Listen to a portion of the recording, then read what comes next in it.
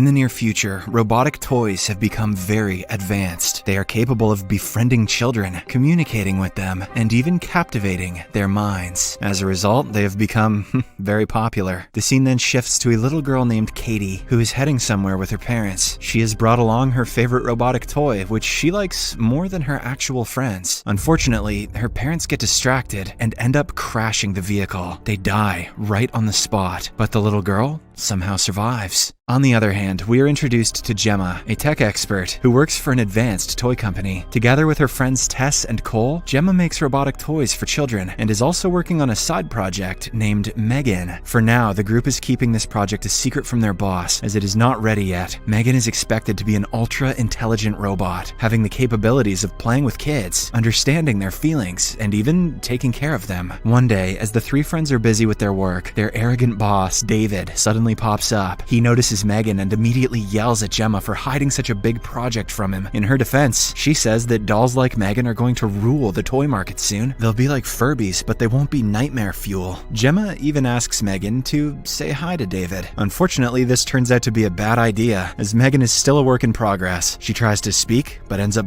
bursting into flames and causing an explosion. As expected, David is pissed off, so he warns Gemma to forget about her side project and focus on the main ones. Later, as a distraught Gemma is packing her stuff to return home, she gets a message about her sister's accident. She immediately rushes to the hospital and sees her niece in a critical condition. The little girl is revealed to be none other than Katie. Fortunately, after weeks of treatment, she is discharged and fit to go home. Katie has her grandparents, but despite this, Gemma takes custody of her. In the next scene, they arrive at Gemma's house, which consists of several AI robots. One of them approaches her and mentions that she has received 6 messages. It even begins reading them one by one. Spam, scam, sale on something you don't care about, scam, scam. Unfortunately, this terrifies little Katie, so Gemma has to turn off the robot. She then shows Katie around the house and does everything to make her feel comfortable. However, it is evident that Gemma is nervous. She has no experience with kids and doesn't know how to bond with them. The very next morning, Gemma calls a child therapist, Lydia, to check on the little girl. After inspecting the area properly, Lydia asserts that the toys inside the house are unsuitable for Katie, but Gemma thinks otherwise. She just wants her niece to be happy one way or another. That night, as Gemma is busy with her work, Katie approaches her and inquires what she's doing. Gemma finally reveals that she creates toy robots, the ones which can interact with children. As Katie is a big fan of toy robots, she becomes intrigued and starts praising her aunts. Following this, she turns back and notices Bruce, one of Gemma's college projects. After learning of its features, little Katie mentions that if she had a toy like Bruce, she would never look for any other friend. Hearing this, Gemma gets the motivation to keep working on her side project and complete it. Soon she gets back to her lab and starts assembling different parts of Megan's body, along with her lab partners. And after a few weeks of hard work, Project Megan is finally complete. Later, Gemma puts Katie and Megan in one room, while David inspects them from outside. She pairs the two, making Katie the sole user of the robot. After a while, Megan slowly opens her eyes, and it appears as if she is almost human. Katie is a tad bit scared, but when Megan starts interacting with her,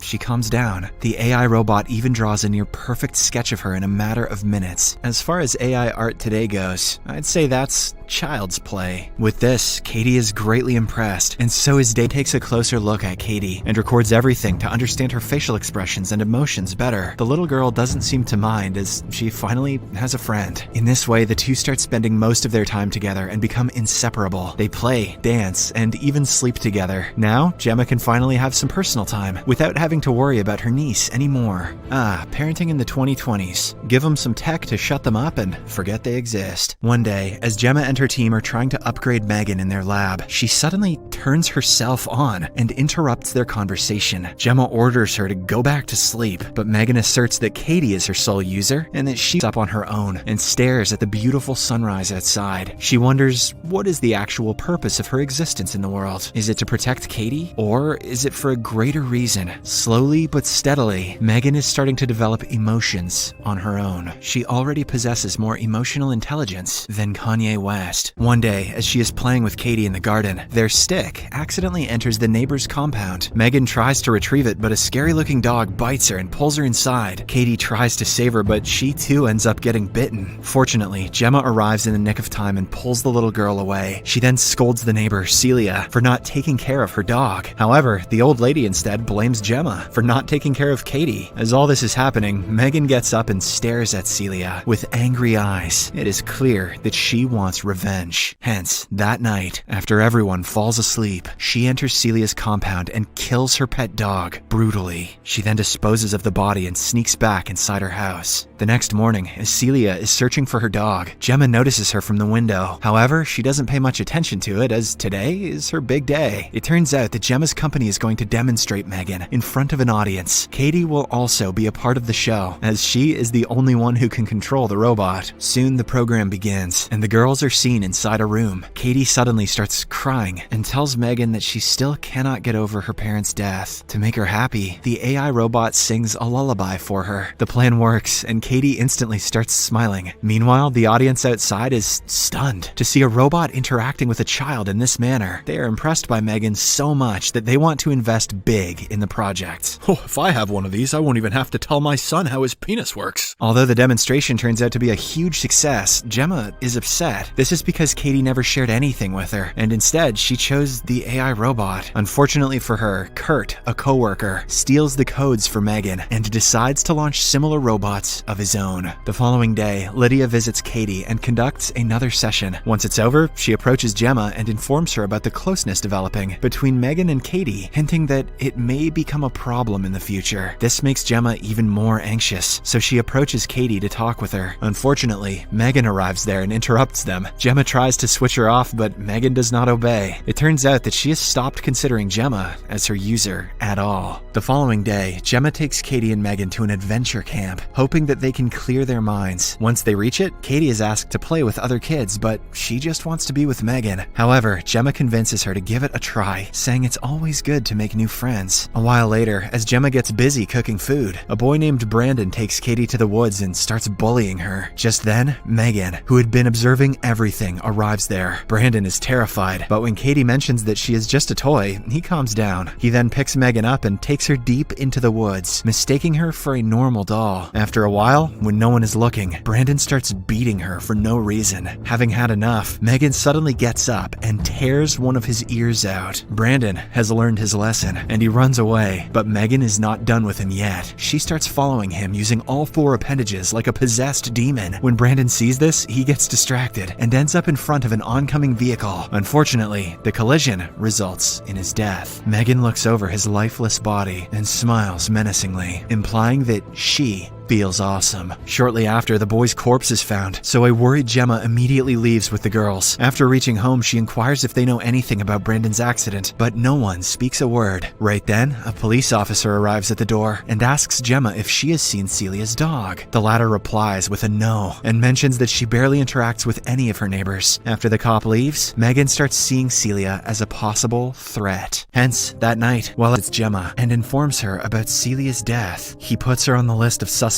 and asks her to watch out and take care. With this, Gemma starts having doubts about Megan, so she decides to check her facial camera footage. Surprisingly, Gemma finds that most of the footage around the time of Brandon and Celia's deaths has become corrupt. Just then, Megan arrives there and startles her. She then asks Gemma if everything is alright, and the latter replies with, yes. At this moment, Gemma realizes that Megan is a murderous robot who can cross any limit to protect Katie. So, she uses one of her special pens and shuts Megan down for the moment. In the next scene, Gemma takes Megan to their lab and explains everything to her friends. She believes that Megan is a dangerous robot who killed Brandon, Celia, and her dog just to keep Katie safe. Unfortunately, Tess and Cole do not believe her, saying Megan is just a doll. They also inform Gemma that the launch of Megan is in 2 days and they should not think about anything negative. Meanwhile, Katie, who is at the therapeutic center, refuses to tell Lydia about anything. She seems angry because her best friend has been away from her. After a while, Gemma arrives and tries to calm her down, but instead, Katie slaps her. Realizing what she has done, the little girl apologizes instantly and also promises to be more thoughtful the next time. On the other hand, Megan pretends to be Tess and talks with Gemma over the phone, informing her that they are returning home. Later, when Tess checks her phone, she finds call logs with Gemma. This reveals that the evil robot has now started using devices near her, even without touching them. Shortly after, as Tess and Cole are trying to fix the robot, their PC suddenly turns off. Realizing that it is the doing of Megan, Cole slowly approaches her and disconnects her from all the wire supports. Unfortunately, as soon as he does so, Megan grabs him by the throat and hangs him on a metal rope. She leaves Cole to die, but Tess somehow manages to save him. Meanwhile, Megan grabs a knife and walks out of the laboratory. On her way to the elevator, she meets David and Kurt and stabs them to death. After this, she exits the building and drives away in a car. Other than the psycho robot, Megan. She chastises Gemma for being a horrible guardian, and then says that she can take care of Katie alone. Hearing this, Gemma makes another effort to shut her system down with the magic pen, but this time, Megan overpowers her. With this, the two end up fighting. Gemma is no match in terms of physicality, but she uses her genius mind to level the field. Soon they reach the basement and continue their affairs there. Megan's face has been partially ripped off, making her look like a demonic figure, or perhaps the Terminator. Meanwhile, because of the commotion, Katie also arrives at the scene and finally gets to know the reality of Megan. Desperate to save her aunt, she then employs the massive robot Bruce and wears his controller gloves. Using it, Katie attacks Megan and tears her apart. But despite being disassembled, Megan is still active. She calls Katie a traitor and lunges forward to kill her. Fortunately, Gemma arrives there in the nick of time and smashes Megan's head in with a blunt object. Then, Katie pierces her processor with a screwdriver, finally bringing an end to the madness. In the final scene, with Megan seemingly dead, Gemma and Katie exit the building as the cops show up with Tess and Cole. But after a while, Gemma's smart home gadget suddenly turns on, indicating that Megan has uploaded herself into it to keep an eye on Katie. I don't know about you, but I would bet my house that by the year 2030, this movie will have 3 sequels and a TV series. Subscribe for more videos like this. Turn on notifications.